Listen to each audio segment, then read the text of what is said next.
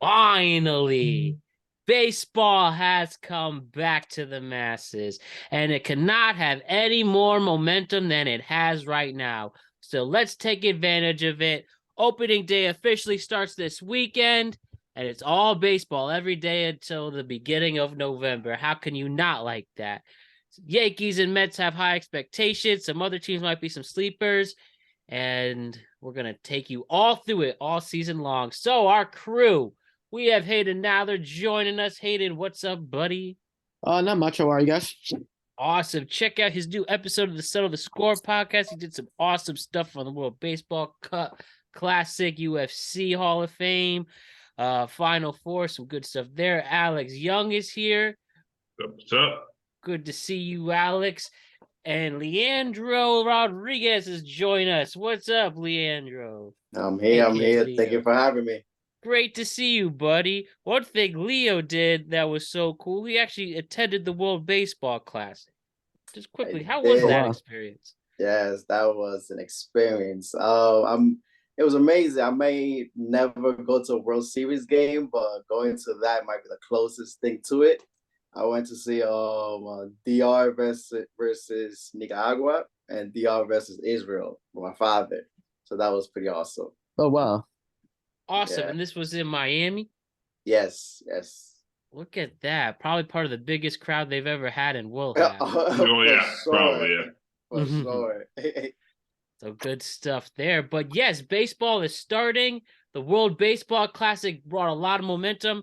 You know, we know what happened. Japan won. There are big battles there, but it's some pretty good stuff, guys. How excited are you for this baseball season? I mean, I'm really excited for it. I mean, I think they need to carry off the momentum off the World Baseball Classic and make it into a more globalized brand. I thought the World Baseball Classic was one of the best sporting events in the last 5 to 10 years. It was truly awesome.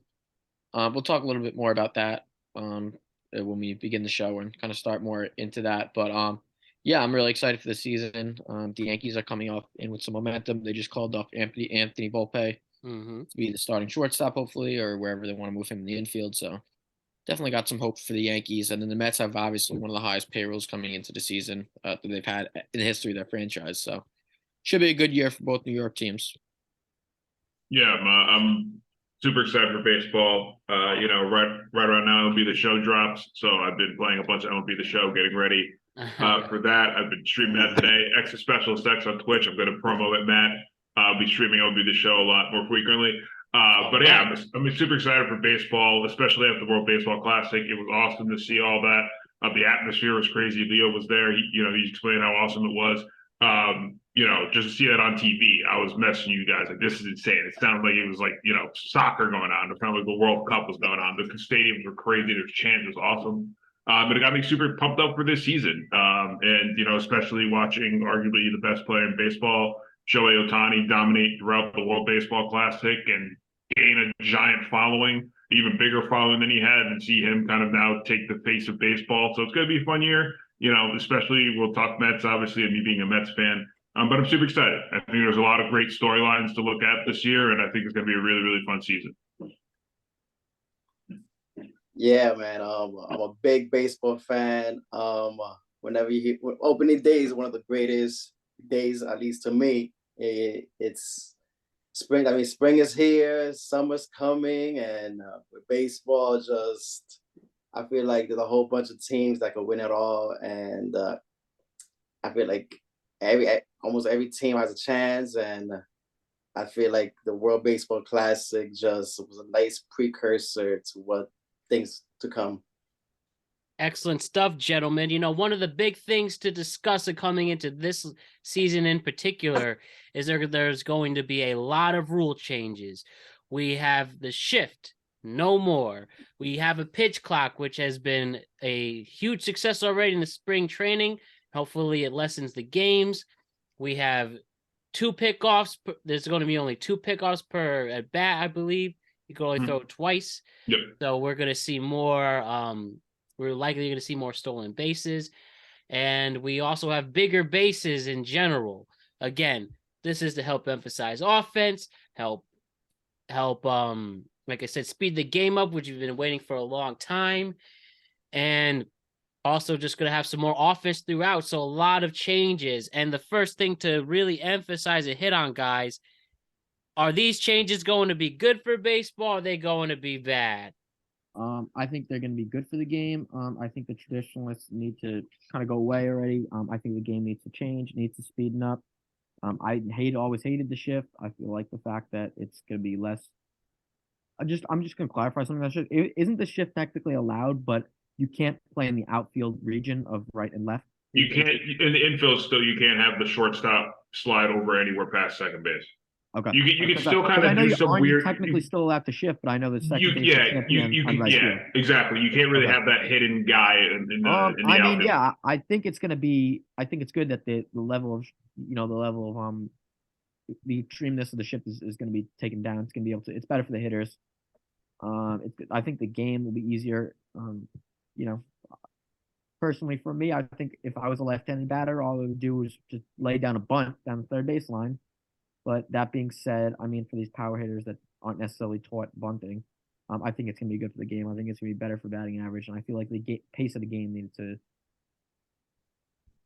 to improve. There's going to be less fluff and less dead time in the game, which I think is something that the game really needed to address.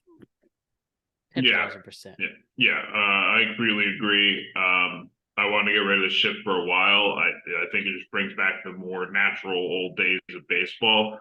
I think it calls for a little bit more strategy now.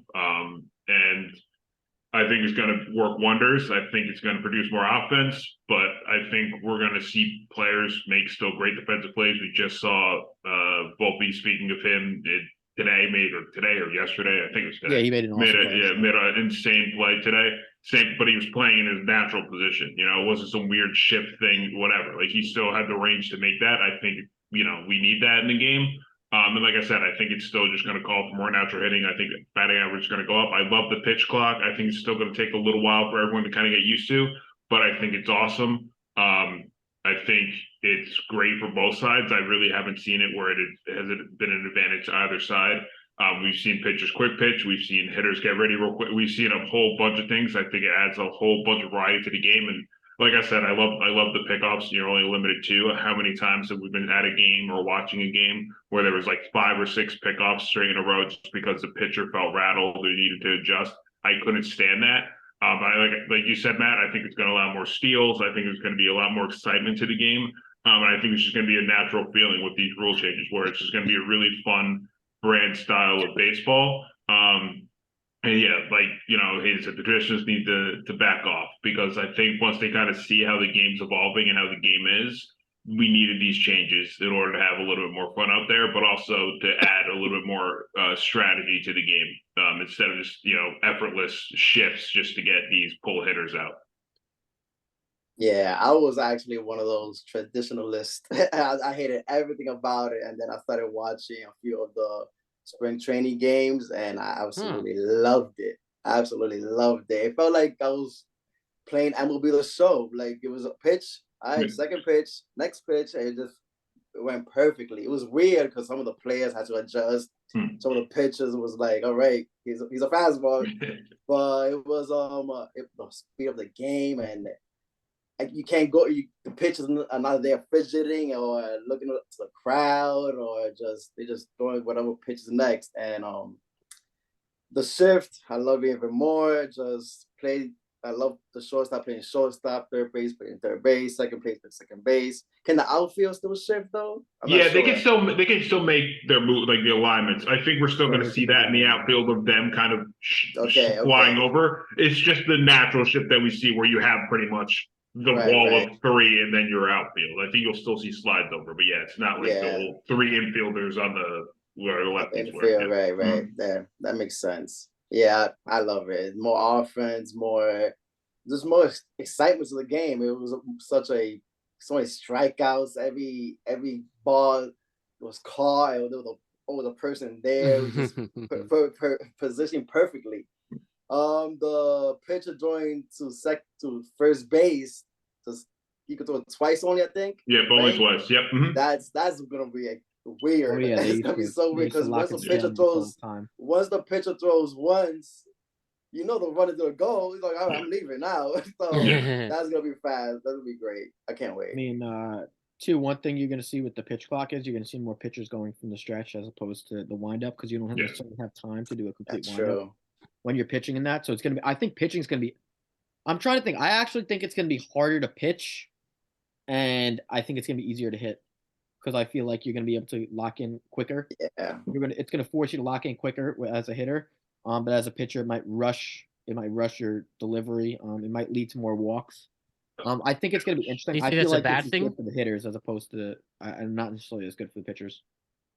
I think it really depends on the pitcher at the end of the day. Because I know like Max Scherzer loves the pitch clock because he just feels he can fire the ball. Same with Nestor Cortez. If you watch him a lot in spring training, he loves the pitch clock because he loves to either manipulate it either way. So I think there's pitchers out there that are going to use their advantage. But yeah, and I think there's going to be some pitchers that might struggle a little bit in adjusting just because of how they were or how they are as pitchers. But yeah, same with the hitters. I mean, they have to get ready within, like 8 seconds. So I mean, it's also that too. But I think it's going to be an adjustment period for sure. But from what I've seen, at least watching, like I said, I haven't seen a clear cut advantage, but I do see where there are, cons to both the hitting side and the pitching side where the pitcher can feel rushed. I know like when I can't remember, I was reading a story or seeing on Twitter, I think it was in Atlanta, I think like Max Fried or someone was pitching to Ronald Acuna.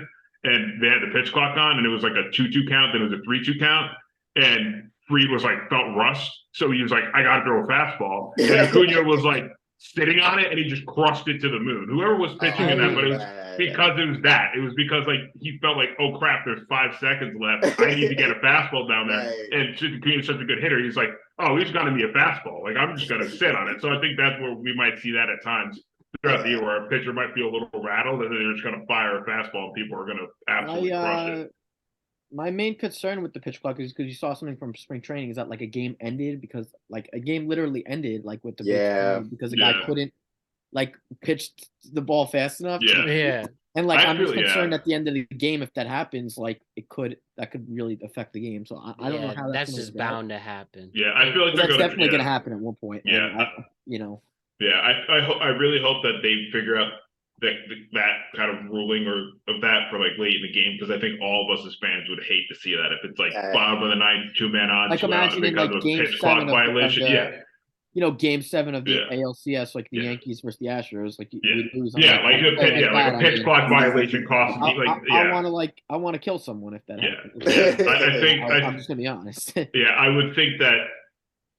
Unless it's like egregious, I would feel like there'd be something where they might be like, all right. I mean, what someone else do is like I think they need to have a little bit of leeway with that. Like in the NFL, like if you get the snap off like at like 0 or like that's what I'm saying. After, won't necessarily call it a flag. Like that's what I think we need to do with the pitch clock. That's what I was saying. I think it would have to be like something egregious where like it is clearly 0 and he's holding the ball for like 5 extra seconds. Then it's like okay, that's a violation. But because it hit 0, it's not like game over. It's like no, it's like all right, you're fine. Like but we'll see. It's all new rules, so it'll be interesting to see, especially early this year. Yeah, and also it's just the fact that these games are going to be so much faster. I read that spring training games were lessened by an average of 24 minutes. So an average half an hour, how could you not be upset about that? If a game literally ends at 10 o'clock on a weeknight, everybody's winning there. And everybody's going to be winning when we see quality baseball. So let's hit on these teams as well. And we'll start with the New York Yankees right now. We'll focus really heavy on our New York sports as we're all tri-state area guys. So the New York Yankees last year had Aaron Judge literally carry the team on his back, had a thrilling wild card division series with the Guardians. They won the wild card game. I'm just blanking my mind. Who did they beat in the... No, they didn't. They just in the wild card game. Yeah, they beat Cleveland. I thought So they beat Cleveland wall to wall last year in 5, and then they get embarrassing swept by the Astros. How do you do it? How do you improve this team? You pick up Carlos Rondon, and who's going to be on the IL. You keep Josh Donaldson. You keep IKF. You literally keep the team almost the exact same. Great job, Brian Cashman and the Yankees front office. But a way that they can redeem themselves was giving the hottest prospect in baseball right now a chance, and Anthony Volpe is going to be your starting shortstop at only 21 years old for the New York Yankees. The way that Anthony Volpe is being covered right now, I really think he's going to the Hall of Fame. I've never seen a player hyped this much, even more than Aaron Judge. Like, this guy can do no wrong, according to Twitter. And I'm just going to ask, do you think Anthony Volpe is going to lead up to the hype? Is he going to be a Rookie of the Year this year? I mean, I think Anthony Volpe is the real deal. This year, hopefully they can utilize him with Peraza and the other infielders they have, kind of utilize him like LeMahieu too. They ultimately want him to be like the shortstop, but I mean, hopefully he can kind of play a utility role, play a lot of different positions on the infield. It's going to be interesting to see if his bat kind of speeds up to his glove, because there's been a lot of promise around his defense. His offense, I think, needs to maybe kind of see if they balance. It's going to be very, very interesting to see how exactly his glove is going to compare with his bat. Yeah, So, I'm interested to see him. I'm excited to see him. I think he was well deserved. I have no idea if he got sent down, how Cashman was going to be able to cover that. So good on him for doing the right thing at this point, because we've seen too many times over the years these top prospects getting sent back down for stupid reasons, contracts, whatever, XYZ. So it's good to see him up. He has all the intangibles to be good. I know there's a lot of pressure on him. He's in New York. But again, he has a guy like Aaron Judge who went through that, relatively recently, a few years back. Obviously, when he was coming up, he was billed as this next big thing. He's delivered, obviously. So, and not Gary Sanchez. Well, yeah. So, I think he has a great group around him that can help him. So I'm excited to see him. I think he's very, very interesting. I know, Yankee fans are excited, as it should be. It's a young kid. Young shortstop. Everyone knows what the meaning of that is, the significance of having a star young shortstop on a Yankees team. So, like I said, I'm excited to see him. I know the pressure's on for him. Yankee fans, take it easy on him early. If he struggles, he's a rookie. He's going through a lot. Don't say, oh, he's a bust already. It's going to take some time for him to adjust. But I like everything that he brings. I love all the intangibles he has. But like, Hayden said, I think it's going to be interesting to see how his bat develops. I mean, he had an excellent spring. And he's made flashes with the glove. So I think he has everything to be a star in New York. So I'm excited to see him. He's going to be the guy, definitely going to be tuning in. Even as a Met fan, I'm going to be tuning in to watch and see how he does, especially around this year, just to see how he's adjusting to the pro level. Matt, as a Yankee fan, do you think they're going to be able to weather all the injuries to their starting pitching staff at the beginning of the season? Rodon, pretty much their rotation's really banged up right now, and then you have Harrison Bader is hurt as well, so there's a lot of injuries to weather early in the season. Do you think this is going to really affect their pitching staff in April and May? Do you think they're going to be able to weather the storm? I hope this is like a 2019 situation, next man up. We had 5 starting pitchers coming in, and 3 of them are going to be on the IL to start it off. I think this team can be deep enough, and the bullpen is underrated to provide that. And I think they will be able to recover once and for all. But it makes you nervous. But Cashman is there to stay. He could do no wrong in front of the Steinbrenners. You could bring bums in, and he'll stay. So I just hope they back it up. And these prospects must be the real deal if they're not going to make deals like they should be. I'm just very concerned they didn't do enough to really get above that proverbial hump in Houston. I understand, you won 99 games last year with this team, but they still cannot seem to get past Houston and the cream of the crop in that series. I honestly do not feel like they did enough. They didn't. I'm very concerned about that from my perspective. We'll see moving forward how that's going to play out, but I think they really need to make another addition for another. I even think they need more. They need another bat and more pitching at the trade deadline. Yeah, and then we have here's Josh Donaldson, who should stay. We're also talking about position players. Boy. Also, just Leah, how do you feel about Anthony Volpe, real quick? I know Yankees fans are real excited. So the Mets have a whole bunch of position players that we were all excited to see, and they are going to send down to the minor leagues. So I didn't want to bring it up, but we will talk about that. Right. So I know I see Anthony Volpe, shortstop for the New York Yankees, playing in Yankee Stadium. I know the excitement is there. I mean, and I know he may seem there might be a lot of pressure on him. I'm already hearing Derek Jeter as well. So they need to lower the that's the one thing. expectations. The hype, Right. But he's gonna probably bat at the end of the lineup. Eric Judge is there, Rizzo, Torres, DJ. So I think he's gonna set it nicely, nice ballpark. I think he'll be just fine. right? And also I'll add this to Hayden. So, the left field situation. Brian Cashman literally said in right before the winter meetings, we need a left fielder, and he got nobody. And I swear to God, their obsession with Aaron Hicks is like it's just it's a joke. It's like it's literally like they pay these people off to like a politician. I mean, Aaron Hicks is a good player, but I mean he's been hurt. He's always hurt. Never stays healthy. His production is very middling at best. I mean, I don't know what they're. I mean, there's certain times I think he may be getting under the table and blowing him at certain points, Aaron Hicks, because I don't I don't think you're wrong. That's I why don't know I said what is going on with Aaron Hicks. They're just so obsessed with him, and like I don't really understand. I feel like they could definitely upgrade, but they don't really want to from Donaldson or Hicks. Mm-hmm. Oh man, it's frustrating, and that's why I said they just must have the highest faith in these prospects, and I hope Oswaldo Peraza is the guy to go into be in left field. Yeah, they had another guy who had a really good spring. I forget. Not Volpe. There was another guy who had a really good spring. Jason Dominguez. Yeah, he's supposed to be the Martian. Well, the Martian, yeah. The Martian. But he's still a few. I know he's dumb young. He really is. So that's why I feel like he didn't call back up. He'll be up soon. It's gonna be like I feel like the Volpe treatment. Like we all know he's inevitable. Like I feel like it's just he's inevitable. But I think they would just still want him to develop. I think it's nice. It's gonna be nice to see some of the new guys play though. Some of the young guys. Yeah, I think it's about time. Yeah. Yeah, that's how all you could really sell us as Yankee fans. These prospects are better than anyone we could get on the market.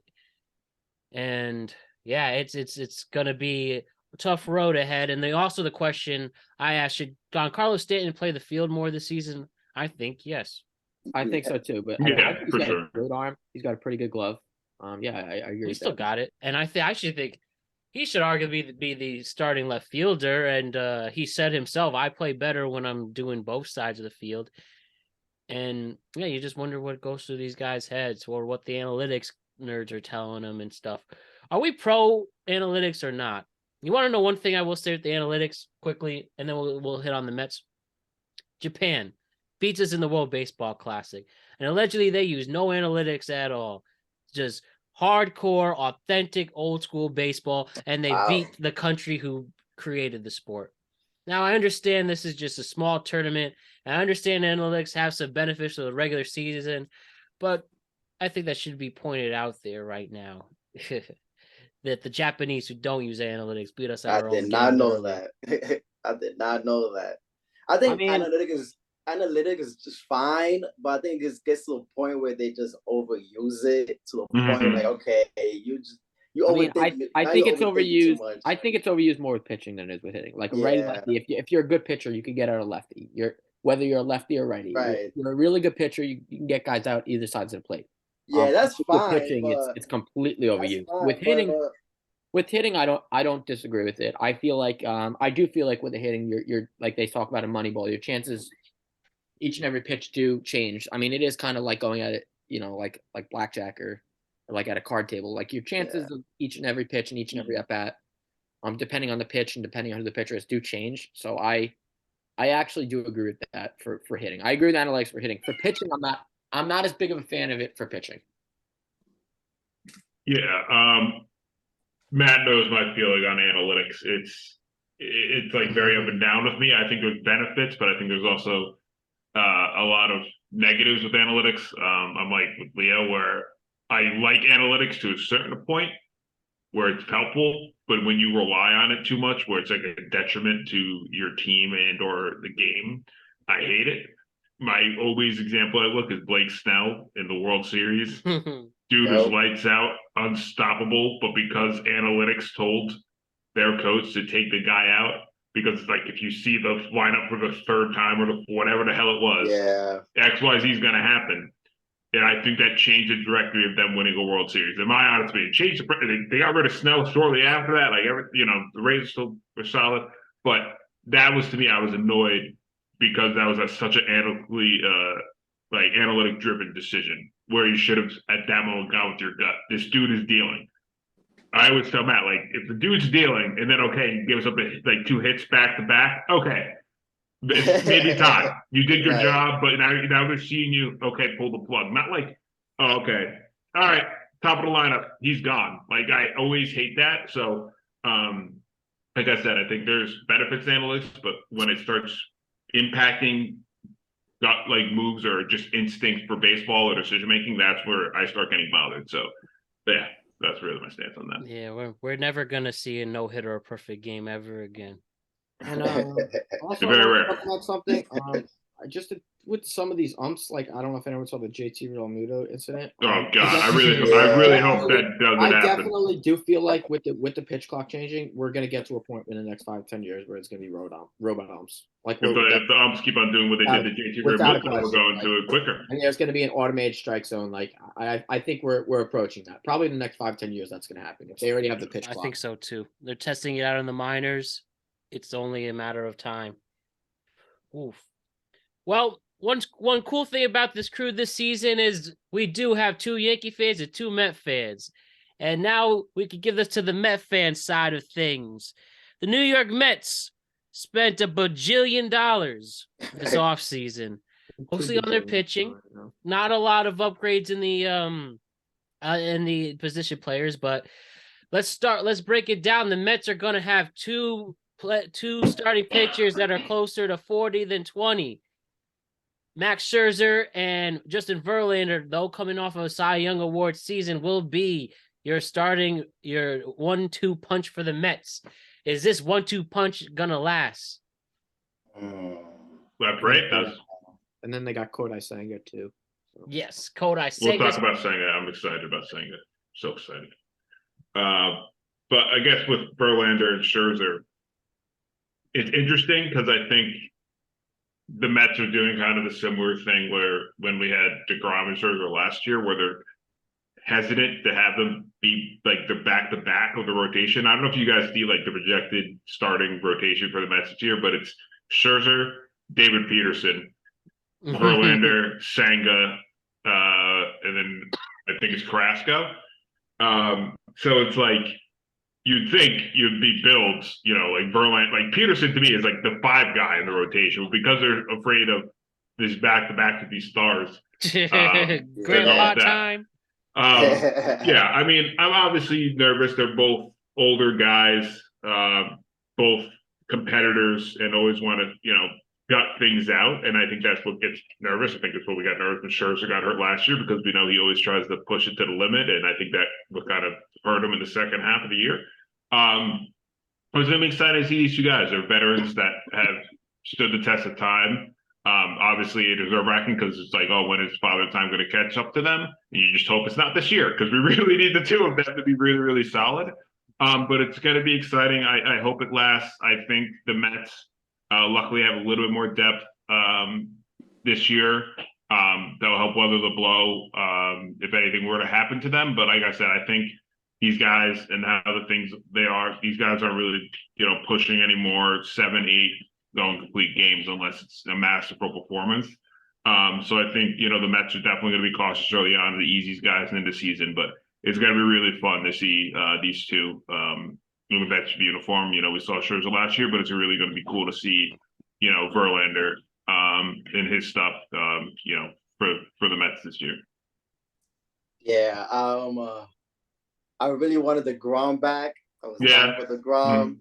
And then I saw how much he wanted and the years. I'm like, yeah, bring on Verlander.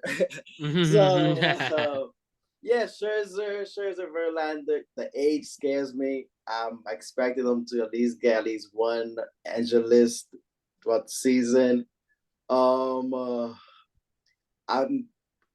very excited for Kodai Senga. I know the transition from Japan to here is always a harder one because I think the ball is bigger here. and the stitching is different. It's a whole bunch of things with Major League Baseball in the comparison. So I'm very excited for the ghost ball he throws. What is it? Carrasco. I'm not expecting much from Carrasco. Yeah, though I think with the Mets, the pitching staff is what concerns me the most. A lot of things has to go right, and with the age, scares me a lot, way too much. I think offensively will be real good. I think we have a lot of young players as well, a lot of leadership, but the pitching is what's terrifying. Yeah, absolutely. And Brian, with you, I feel like you really like pitching. Do you feel the Mets pitching staff can be elite? Sorry. Did I say sorry for Hayden? Yeah, I mean, I think the Mets pitching staff can be elite. With you got guys like Scherzer, like guys like Verlander. I like Senga too. I honestly feel like their rotation is probably better. I think their rotation is much better than the Yankees. To be perfectly honest with you, they have more star power. They have more guys who I feel like can log more innings than the Yankees. I feel like the Mets starting rotation is going to be perfectly fine. I think there's maybe a little bit of depth, maybe some concerns, but I think you have two of the best pitchers in the game, to really offset them losing DeGrom. So, I mean, we'll see. I definitely feel like they're going to be fine at the rotation. Losing Edwin Diaz is going to be a big. That's right. That was huge. Yes. They also have David Robertson now, though, who will probably take over the closer role now. So that was actually a big signing. Now thinking about it. So yeah, I feel like they're going to be okay. They're going to weather the storm, and I definitely feel like their rotation is going to be good enough where it's going to be okay. Yes, Alex and Leo. Instead of hearing the trumpets, you're going to hear "Sweet Home Alabama." Is not having Edwin Diaz the difference of a good season or not? Because I see some Met fans saying the season was over as soon as Diaz got hurt jumping around for Team Puerto Rico. I'm not going to say it's a lost season. You knew my initial reaction. I was more mad that Mets fans were saying to cancel the World Baseball Classic, because literally 2 days later, Brandon Nimmo got hurt sliding into second base, and I was like, "Oh, does everyone want to cancel spring training?" But it's just like it was unfortunate, and it sucks. We're going to miss the trumpets this year. MLB The Show added the trumpet walkout to the game this year, and it's part of their soundtrack. So I have to hear it all the time while I play the game. So I get like very sad when I hear the trumpets because I'm like, oh, so excited this year with this team and to see him. I think it's going to hurt, obviously, but I don't think it's going to kill the season. I think some of the Mets fans were just a little crazy, but there are also some of the same Mets fans that said 2 or 3 years ago that they didn't want Edwin on the team. So, I think it sucks, but I hope he's still around, like to lead and be around with the team. But again, it's next man up. Robinson now looks like a solid signing, and hopefully he holds things down for us. Or they find whoever, or they make a trade. I've seen things floating around that, like a guy like David Bendar, if the Pirates make him available, will the Mets go after him? And I think that would be a really good pickup if they do go after him. So, I'm not going to say, he's out and it's a lost cause. It's going to hurt. But like I said, he's the closer, and it's awesome to have him. But like the Yankees lost Mo, and they tried to do the best they can. I think the Mets are going to do the best they can. They know they lost impact player, but again, it wasn't like a Lindor or Alonso or even like a McNeil or a Nimmo or like the offensive guys that drive the game that we lost. It's an unfortunate guy who we love, who anchors and makes us feel now comfortable and confident that we're going to shut the game up when he's in, and it's going to be tough. But like I said, someone's going to have to pick up in his role and know that they're filling some pretty big shoes, and I hope they can deliver. But I don't think it's like, oh, we lost him and now this is a lost season. Yeah, it's definitely not a lost season. And you forget the biggest asset the Mets have is Uncle Steve. Yep. Uncle Steve. And I learned anything is possible with that man. So you already know they're going to play out the season, and throughout the trade, right before the trade deadline, they're going to see who's available, who's good, who's not, and let's see. And if we need another closer, we need another arm there. I'm pretty sure Uncle Steve will come through. All right, the big question I have to ask before we move on. At $288 million, the Mets clearly have the biggest payroll in baseball. With all that spending, can the Mets win a World Series this year in year 3 of the 5-year plan of a guaranteed World Series from Mr. Cohen and Uncle Stevie, as you say? Yeah, I think they're in the running. I think they have the roster to do it. Obviously, they spent like they want to win. And I hope they do, and I hope they compete. It's going to be a tough division. I think a lot of people are sleeping on the Phillies, especially with now having Trey Turner, who's an American hero for his own right. So I think a lot of people are sleeping on that team. I think it's going to be really, and obviously the Braves. I think it's going to be a 3-team race for that division. It's going to be tough. But I think the Mets have the depth to do it. I think they have the team to do it. I think they have the roster to do it. We got young talent that we just called down that probably should have been on the MLB roster and getting some experience with that team. But we'll see. I know the Brett Beatties of the world and the Albers world are really just a phone call away. We can have them back. But I think they want to see how this core develops first, and they bring these guys along. But yeah, I'm not going to say no. I'm optimistic, which is shocking as a Mets fan, especially being a Mets fan these last few years has been rough. But when you spend the money and you're trying to compete, and you spend the money wisely, like Steve Cohen said he would, which I think he has with his acquisitions. Yeah, I think we have a shot. Stranger things have happened, but like I said, I think this team is built to potentially win a World Series this year. Yeah, absolutely right. It could have been more. How much you said? 288. Could have been a lot more with Correa there. Yeah, a lot more. I'm expecting World Series or bust this year. Honestly, the Braves. I think the Braves are still top of the crop. They have won the division. I forget how many years in a row. The Phillies got, as we've seen, got hot last year. Straight to the World Series. That's baseball for you. San Diego, the Dodgers are all good. St. Louis is always there. But the Mets, like you said, listen, Verlander, Scherzer, Senga, Lindor, Nimmo. I think we have a great group of guys. We are talented. And I think this year, like last year, because I feel like last year we could have won it. I feel like this year we're going to win it too. But if we don't lose any guys, if we stay solid, I think we have a real legitimate chance to win it all.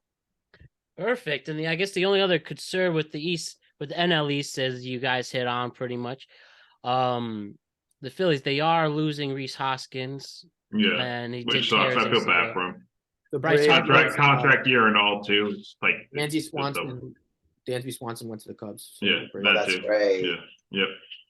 And Bryce Harper won't be returning to at least the All-Star break. Yeah, but then you have the Mash brothers back when you have Schwarber and Harper together, and now Trey Turner and JT Realmuto. So that's what I'm saying. That team scares me because once Harper comes back, I really think that team is gonna flip a switch. Like they're gonna be crazy. If only they got a solid ace, because I know the Aaron Nola deals, I believe, weren't going anywhere. No, he's supposedly going to hit free agency. Yeah, is the pitching? He's gonna be pitching for a new contract, so he's gonna be on it. And Wheeler's already on one. Yeah, we should have. Thanks, Will Ponce. Sorry. Right, he should have definitely stayed with the Mets. Yeah, but it looks like it's clearly going to be a 3-headed monster. All 3 can make the playoffs. They can make that wild card round, one can win the division, and watch out for the NL East. And also for the AL East, guys, you have teams like an improving Baltimore Orioles franchise. You got the Rays doing a lot with a little. The Red Sox are clearly rebuilding. Do we see those 3 teams being a threat to the Yankees at all? I think the biggest threat is going to be Toronto. Toronto and the Toronto Blue Jays. Toronto's the team everyone has to beat this year. I think they're a little bit overhyped. Everyone loves their pitching. They have the 3-headed pitching. They got 3 pitchers. They got Manoah. They have a pretty good team. I'm not necessarily as high on the Blue Jays, but everyone else is very high on them. I feel like that's our biggest threat in the AL East right now. I would not sleep on the Baltimore Orioles. I say watch out for them. They had a huge improvement last year. I want to say They they did. 20 more games improvement from the previous year last year. And then Adley Rushman's coming back. They have a really good team. The Orioles. So I would say the Orioles and the Orioles and Blue Jays are our biggest threats right now in the AL East. I think it's gonna be mainly a 2-team race between us and Toronto, but I feel like Baltimore's gonna hang in all year. Mm-hmm. Yeah, I'm gonna say I agree. I think Toronto, for me, they were my team. I thought they were going to win the division last year. I think they were one of my more disappointing teams. I think just injuries and some other things. Just Vlad Guerrero was very up and down, which was shocking to me. But I think all these guys are ready, and hoping to bounce back years. But yeah, I like Hayden said, I'm really looking at Baltimore. I think they're a dark horse team. I think they're going to be really, really, really fun to watch. They have a lot of young talent coming up. I know they didn't bring up Grayson Rodriguez, a top pitching prospect. I think a lot of people were thinking he was going to break out of camp, but he kind of struggled at times. So they're going to have him in AAA for a little while, and then they'll have him probably back up. But I think the Blue Jays are going to be the Orioles are going to be a really, really fun team. I think the Blue Jays are kind of the team, like Hayden said, that will probably pose the biggest threat to the Yankees right now. But I wouldn't be surprised to see the Orioles improve and really shock everyone just because there's the young, talented team with a good mix of veterans as well. Yeah, I mean, I feel like Toronto really upgraded their rotation. They got Manoah, they got Gausman too. Jose Barrios, I mean, even though he's inconsistent last year, is usually a pretty reliable starter. So those are your top 4 starters. I feel like that's pretty good. Barrios had he had a rough year last year, but Jose Barrios is usually one of those guys who's been a consistent starter in the league. He did like 107 innings last year, and he's going to bounce back. So, I mean, that the top 4 of their rotation are pretty good for Toronto. Come on with the offense they have, and come on Biggio, Bo Bichette. They're going to be a tough team to beat all year. George Springer too, returning from injury. A lot of sluggers, and they could have made a push last year. Toronto. Yeah, I feel like we always choose Toronto, and then they always just fumble. They always fumble the ball. We usually did, yeah. They usually did. Weird. I think this is the Yankees' division to lose. Boston just punted away the season once they didn't sign Bogarts, and I feel like they might be the bottom of that barrel there. Good. So nobody's that good. And we never talk about Tampa Bay, but they're always just they just linger. So don't overlook them.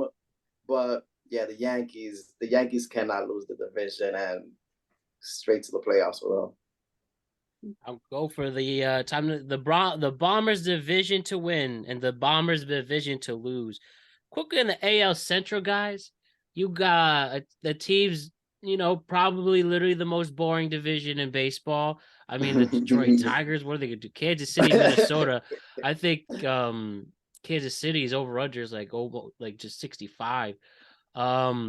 Chicago with so much talent that they just don't know what to do with. And then Cleveland, I think, just has a chance to repeat there. Anything out of this division sticks out to you guys? Maybe Minnesota could figure something out. They blew their division last year. I think this is their division to win. Interesting.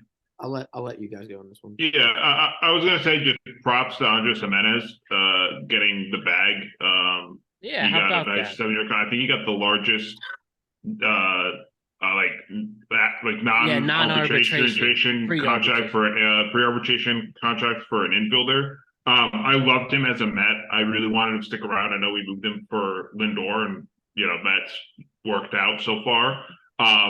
Very even trade. So I think it's really worked out for them. So congrats to him. I think it's well deserved that he got the bag, especially the season he had last year. So well deserved him.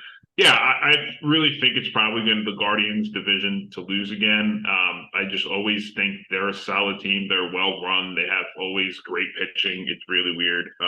They just always have pitching prospects coming up. It seems left and right, and they have just a really young core of infielders. So like I said, I really think it's their division to lose, and I think the Twins made some moves to try to compete in there, but I really don't think at the end of the day they're going to win the division. Like I said, I think it's going to be the Guardians, and I know I had them with the White Sox a few years back. That's fallen off. I still love Tim Anderson. He's one of my favorite players in the league, but I really have to see how they start this year to really kind of see if this is like an actual team or not. They have a lot of talent and they look like they have a lot of promise, but at the end of the day, we've seen that before with this White Sox team. So, like I said, I think the Guardians should win the Central this year. Yeah, I'm really am rooting for Minnesota just because I'm a big Byron Buxton fan, but he's always hurt. He is always hurt. Now, and especially with Correa, now we predicted he's gonna be always hurt as well. Yeah. Yeah, so every other team thought he was going to be hurt all year. Right, exactly. So I think it would be a great story if those two stay healthy and just put up big numbers and actually win the division. But Cleveland does have the pitching. They breed pitching in that organization. I think that's what's going to make them win the division. The White Sox, that's another team that always hurt. Luis Roberts, Eloy Jimenez, Tim Anderson, those guys are always hurt. Kansas City might be fun. I'm a big Bobby Witt Jr. Yeah, he's great. Melendez. So, and then forget about Detroit. Detroit is not. He's just the final year of Miggy Cabrera. Yeah. Oh, is it? That would be the storyline. And if Spencer Torkelson could turn it around, I think that's what a lot of people are looking for the Tigers. Okay. Number one pick in the draft, really has struggled on since he made it to the majors. Is this his breakout year? I think that's what a lot of people are thinking. Are we getting a farewell? Are we getting a farewell tour for Mickey? Oh, absolutely. Yeah, he should get one. Nice. He should. I feel like we're getting one every year now. Yeah, it's true. A lot of the guys we grew up with are getting old and retiring. It's crazy. Getting old. I mean, I like Chicago. Actually, I feel like that's the most talented team on the offensive side of the ball. They got Benintendi. I like that move. Oh, that's I like great. Dylan Cease, move, Luis Robert, Moncada, Tim Anderson. I feel like Eloy Jimenez, that's by far the most talented team in the division. I'm going to take them to win the division.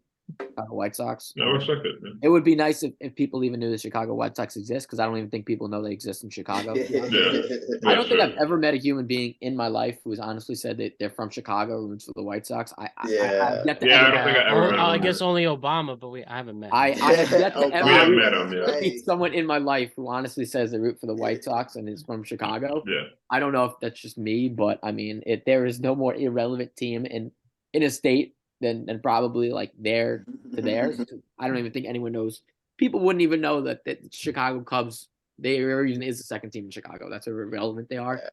So it would be nice if they were to win the division, maybe make some noise in the playoffs, kind of prove that Chicago does have another team. So I mean, I think Chicago White Sox are the best team in the division. That's what I'd take. But I mean, yeah, I like Cleveland too, though. They have a lot of young talent and a lot of pitching. So. And for the NL Central, it seems it's going to be a battle between the Brewers and the Cardinals. Cubs still trying to figure it out, but they did get some solid pickups in the offseason.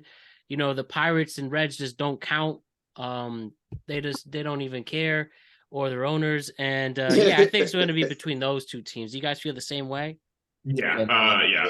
I'm with you on that. I think before our baseball group chat was made, I think I sent it in the football chat, but the crazy fact, I don't know, Leo, if you saw this, I was dying laughing, but Ken Griffey Jr. is the fourth highest paid player on the Reds this year. I saw that. Yeah. I think everyone's settled that he hasn't played baseball in like a decade. And because of a contract he signed in like 2000. Yeah, he got one of those contracts like the Bonilla contract. Yeah, Bonilla contract. He's the Reds, he's the fourth highest paid player on the Reds. That's how you know the team is just not trying. Is if Ken Griffey Jr. is your fourth highest player this year. Oh man, that's embarrassing. Yeah, that's pretty bad. I think I give a slight edge to the. It's tough for me to say. Who won the division last year? The Cardinals. It was a battle, but the Cardinals pulled away. The Brewers had that weird thing at the deadline where they like sold, but like they sold everybody. They like sold everyone, but like still competed. They got rid of Clevenger. I mean, not Clevenger. Yeah. So last year the Cardinals ended up winning the division. I mean, I guess I'm going with the Cardinals again, but I mean it's going to be neck and neck between the Brewers and Cardinals again. Don't forget Christian Yelich still plays. I mean, those two teams are going to beat up on everyone else. I mean, I think it's really. I mean, you got the Pirates. You get to play. Like, that's probably the two worst teams in the league. You could say, Yeah, for sure. Central. Yeah. I mean, you have the Athletics too, who are awful as well. Those three teams are really bad. So. Yeah, I think it's Cardinals for sure. I have the Cardinals a slight edge, just because Arenado and Goldschmidt are just reigning MVP. Yeah, just reigning MVP. Yeah, you have a couple. Arenado. Yeah. I mean, you have some teams right now that are really bad. Like the Nationals can be really bad. The Pirates can be really bad. The Yeah, there's a lot of ugly looking teams this year for sure. How do you think those spring trainings go down? Like if you're in the Brewers, if you're like in the Pirate system, if you're for the Reds, how do you go to spring training and just know, oh, wow, this team might not win 60 games? Hey, but if you play in that organization, you got a job. Like, hey, I'll take the job. Yeah, you take the job, and then hopefully you get traded if you do well, right? Like you're like, exactly. I do well here, in like 2 years I'm gone. Like like if like Hunter Green becomes like an ace, right? Like he might be looking around and be like, Yankees, come call someone. Get me away from here. Right. The Pirates literally are, they really are it's almost like a minor league system for other teams. Like if you look at the alumni that's come there, it would bother you. Garrett Cole and like. Well, same thing with the Nationals too. The Nationals. Yeah, but the Pirates they're like a self-inflicted trend, right? Because they just don't want to spend money, and then they don't draft well, and then they bring like Andrew McCutchen back this year for like a PR thing, and you're like, why? It's like, oh, so people like will watch Andrew McCutchen again in a Pirates uniform, like when we were all growing up, and be like, this dude's so fun to watch, but now he's like 30-something years old, and he's not the same guy, but he's back in a Pirates uniform. It's just like a really bizarre thing. And I know Pirates fans are frustrated, and I feel bad because that market is extremely great. Obviously, we see what the hell they are as football fans. They're equally as excited for baseball, but they're not showing up because their owner doesn't even want to show up. So, it sucks for such a historic franchise to go through what they're doing. But like I said, it's all self-inflicted. If they wanted to spend a little more money here and there and actually invest in having a competitive team, I think they'd be a really fun team to watch. But because it's not the case, we always laugh at them because we know they're insta-lock for the top 5 pick of the draft. Yeah, it's a beautiful park for no reason. Exactly. Oh, it's a beautiful park. That's right. What a sad tragedy in Pittsburgh baseball. Now the last two divisions hit on. First, the AL West. Really interesting to hit on here. First, my question here with the AL Central, the AL West.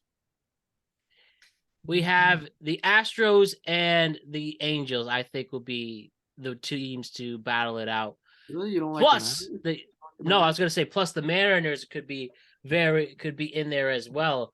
And those two teams really made some cool offseason moves. The Mariners had a nice Cinderella story. They really competed. Astros are starting the season without Jose Altuve, getting hurt in the World Baseball Classic. And then the Rangers, obviously, they had some two big Cy Young caliber pitchers in there, and add on to the position players they added last year. And it's going to be very interesting. Like I said, the Athletics are out there to die. People are having sex in the stands. It's just waiting to see when they go to Vegas. So clearly it's going to be a very interesting division.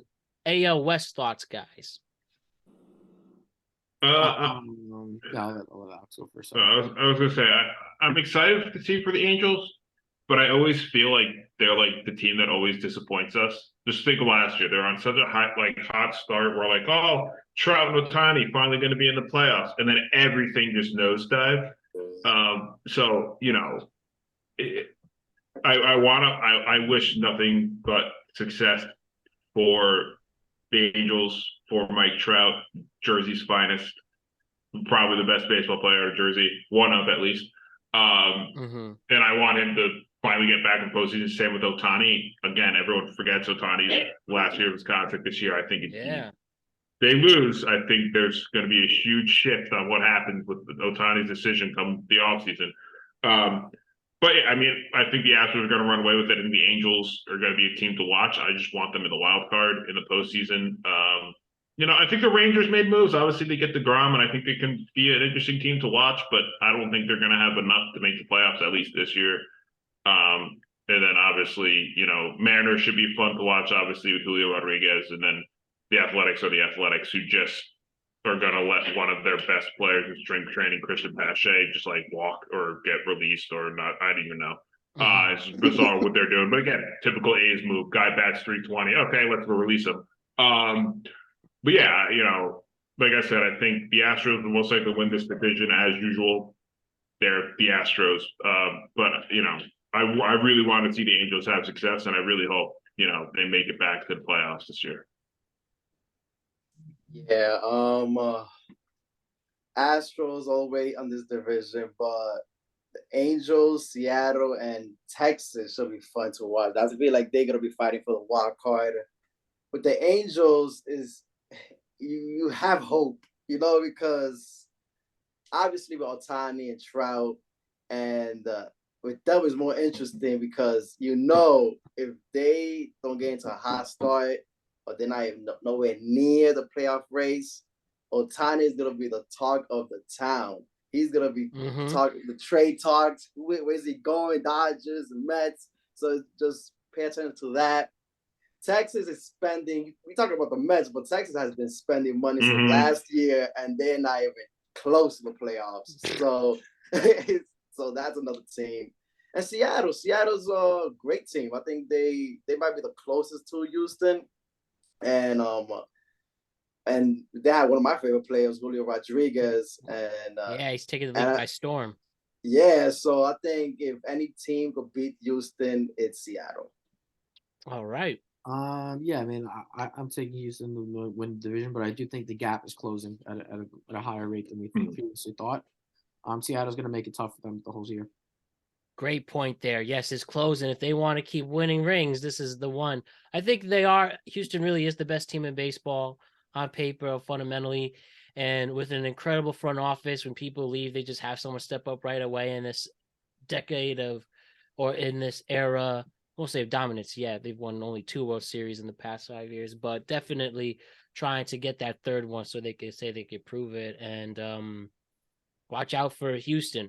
And then for the NL West, again, this is going to be a lot of fun here. You have the Dodgers, Dodgers being the Dodgers, but I think their era of playing insane baseball is coming to an end as well. They are expected, the over-under number is 96.5, but again, I think the gap is closing on them. And the real team to watch out is San Diego. And in a year where they have players like Xander Bogaerts and Juan Soto, and we'll talk about another owner spending, that owner is giving it all. San Diego is going to be a hot team in the NL. And, hopefully Tatis doesn't take another pill to make his dick bigger. So hopefully and exactly, Hayden, exactly. And the thing with this also is, it seems that it's really the AL is between the Yankees and the Astros, while the NL is wide open, and the NL West is going to have some of those teams there to really compete. How do we like this division? It's always tough for me to pick the NL West every year. I know I can easily go Dodgers because it's the Dodgers and they're so successful, but they've had their injuries this year. Then I think Walker Buehler's out for a majority of the year, if I'm not mistaken. They lost Gavin Lux for the whole year. So there's definitely some key people missing on this team, but it's the Dodgers. Again, same with the Guardians. They just always seem to have some random pitcher that can come in and just be a Cy Young candidate out of nowhere. Don't know why, but it's just them. But yeah, the Padres went all in. They spent big. They got Xander on that team. They obviously are waiting for Tatis to come back, and hopefully he stays in line. He's arguably probably top 5 most exciting player in the league to watch at any given moment. Hopefully he learned from his mistake and can stay off whatever he was doing, because God, that whole thing was a mess. He's playing outfield now, right? He might. I don't know what they're planning to do with him. We'll see. I think he's coming back within the next few weeks. Things late April, he's eligible to be reinstated. So we'll see what they do. I don't know if they slide because it's weird because with Machado and they put all the money into Xander, do they slide Tatis to second? But then what do you do with Cronenworth? It's, they move Cronenworth to first. It's just like a whole weird dynamic for this Padres team, but I guess it's good to spend big and have this problem than not have this problem at all. And obviously their pitching is really solid. So, I think it's going to be a battle this year, at least between the Dodgers and the Padres. I think the Giants could be a sneaky team, but I don't think they have enough of a roster to really emulate the success that we've seen them, in the past. Rockies are the Rockies. They have their fun moments, but they're going to be trash because Chris Bryant's on that team for no reason. Who knows what that team's doing? Because the Rockies were the only team stupid enough to give him a contract that they gave him. I don't know why they did it, but they did. The Diamondbacks, again, they're rebuilding. There's a couple fun young players on that team, but again, they're probably not going to be successful. So I really think this year, at least, it's going to be the Dodgers-Padres battle. Like I said, I wouldn't be surprised if the Giants sneak in there. But I'm going to go with the Padres this year. I just really like them, and I think they're going to kind of just overtake the Dodgers. It's going to be really close, but I think they're going to win the division this year. Yeah, I'm with Alex on this. I think they're going to win it this year. This is the year they finally win it. The Padres, they're going to overtake the Dodgers. Yeah, San Diego, they better win the division. Honestly, I feel like Dodgers are not they're not star-studded anymore, but they still have Freeman and Betts there, but they're not as heavy as they used to be. Let me talk about the Giants, though. No one had a sadder offseason than the Giants. It was denied. They settled for our favorite Met, Michael Conforto. That's your big win this year. Yes. But the Giants, they're going to be the third California team. But San Diego, man, I feel like I can't wait to see those guys. Machado, Bogart, Tatis. Oh, that team is. And the pitching, Darvish, Musgrove, Snell. I feel like, that team is stacked, man. And I feel like they're the favorites, honestly. But they beat them in the playoffs, didn't they? Yeah. They did. Yeah, the Padres beat the Mets and then lost to the Phillies. Yeah, so I know they feel real good. So now the next step is win the division and win the World Series. All the way up. One thing I think is cool, guys, is the fact that Interleague will be all year round. And the traditionalists might not like it, but the fact that every single team will have at least one series home and away. And, that does decrease division play, but I think that's a cool factor coming into the season. Do you think the same way? Yeah, I agree with that. Yeah. There we go back there, for sure. And my last question here before we do those future picks, with Ohtani, right? Do we think Ohtani, again, reckon they do not go on a hot start? They know it's a lost cause, it's mediocre, and they can sell Ohtani. Do you think if the Angels do bad in the first half of the season, is Ohtani gone? Yes. I think so, because I could see the Angels easily hitting the panic button, and instead of losing him for nothing, they would probably get one of the biggest hauls in trade history, if anything, for whoever gets him. So I can easily see him be gone if the Angels struggle out of the gate. No, I definitely think so. I think you have the greatest two-way player in history. Wait, can you just repeat that one more time? The mic went in and out. I completely disagree with you guys. I think you have the greatest two-way player in history of the game. In addition to probably the greatest player since Mantle, like their window is closing. Like with these two players, their window is completely closing. You have to do whatever you can to keep these two guys together. I agree with you. We do not think they're gonna trade Ohtani. Like I agree with you, but like I said, I can see the Angels panic. Like I want Ohtani and Trout to be together for the next 10 years. Like I really do. But if Ohtani is like, I'm not entertaining any contract extension, like I don't want to be here. Like if that comes out where he's like, I'm not staying, then you have to think the Angels are their hands are for it. I think the same thing happened with Soto. I think Soto, the Nationals really wanted him to stay there, but they just couldn't budge on any contract negotiations. So instead of being like, you know what, we might as well get him when his value's at its peak instead of us waiting 2 years and then losing him for nothing. I mean, if they were to trade him or whatever, I can't even imagine the price they would have to give up to get Ohtani. I mean, It would be more than Soto. In Soto, they got I mean, a haul. if I was thinking about money that they would give him, like if I were just signing a free agent contract for Ohtani, he would probably get close to $1 billion. Like I'm not even.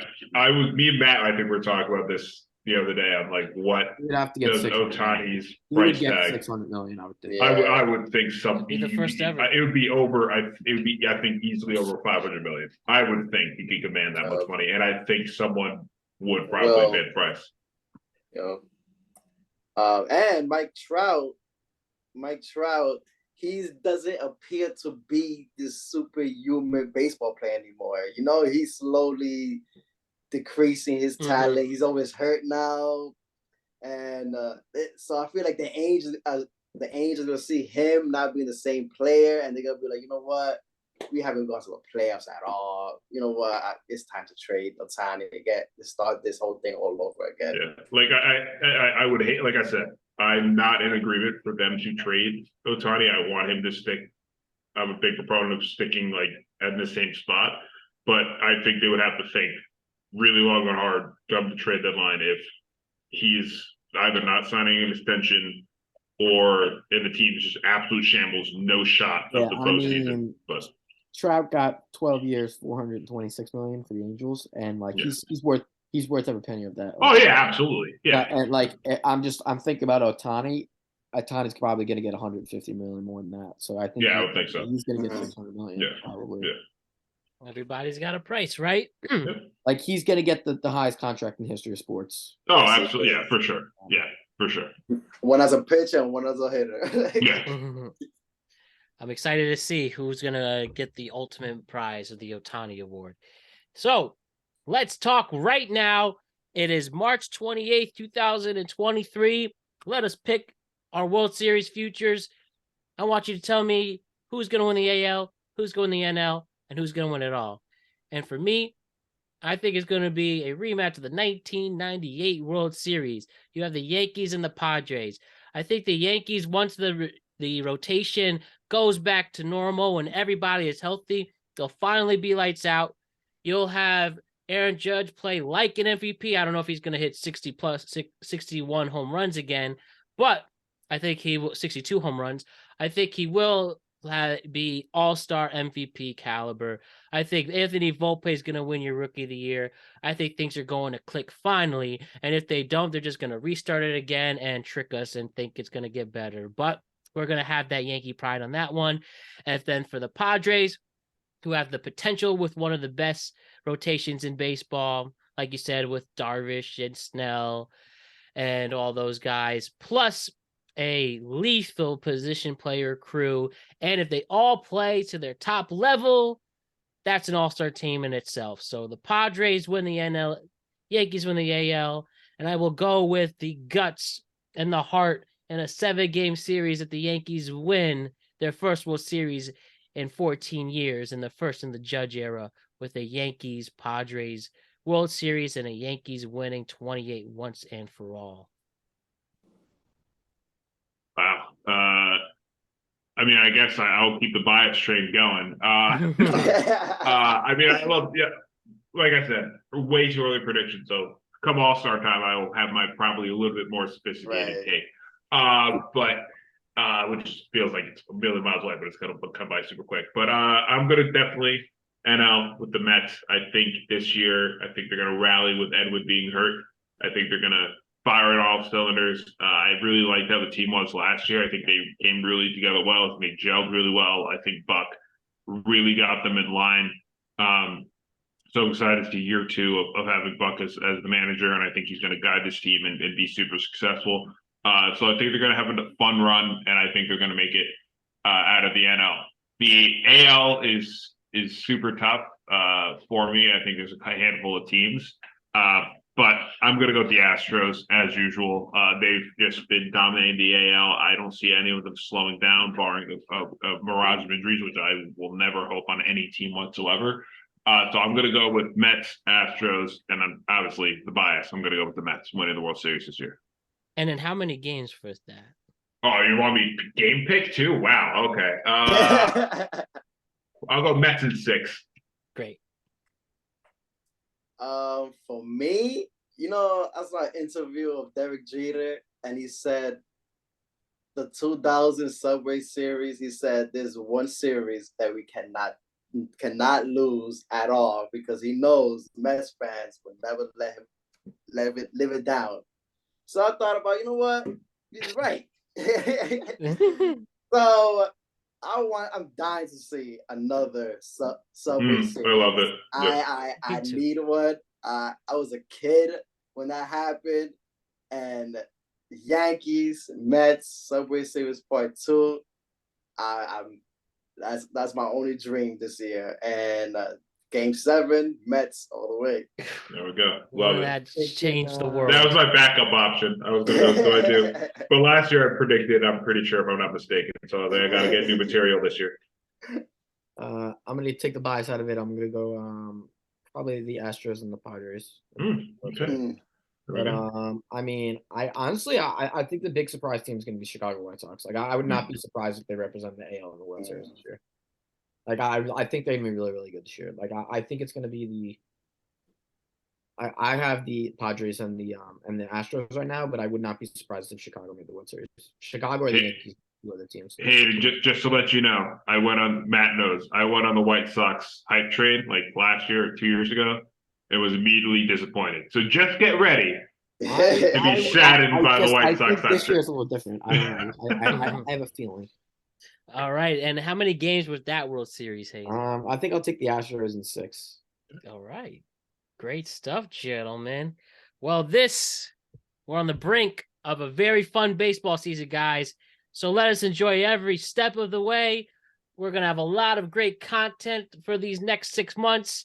And hopefully by the fall time, when everybody's older and wiser, one of our World Series predictions will be coming true. So thanks again, guys. Let's have a good season, and it's going to be a lot of fun. Hayden, Ayoung, and Leo, great job, gentlemen.